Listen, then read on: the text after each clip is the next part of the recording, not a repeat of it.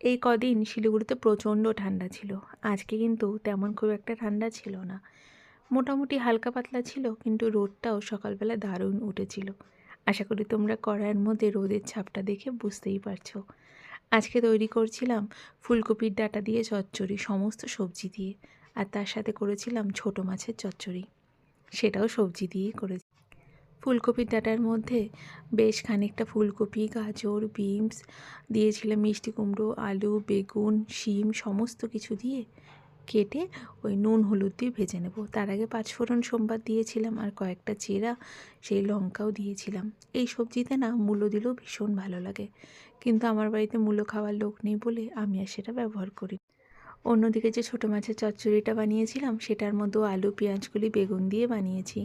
ছিল মোয়া মাছ, এই সময় তো মোয়া মাছ খেতে ভীষণ ভালো লাগে, তাই মোয়া মাছ পেয়েছিলাম, সেটাই নিয়ে এসে আজকে সমস্ত সবজি দিয়ে তৈরি করেছি।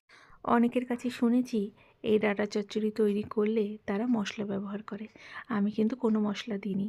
ভালো মতো সবজিগুলো ভাজা হয়ে যাওয়ার পর পরিমাণ মতো জল দিয়ে সেদ্ধ করে বেশ খানিকটা চিনি আর ধনেপাতা দিয়ে নামিয়েছিলাম। খেতে কিন্তু দারুণ লাগে এটাও।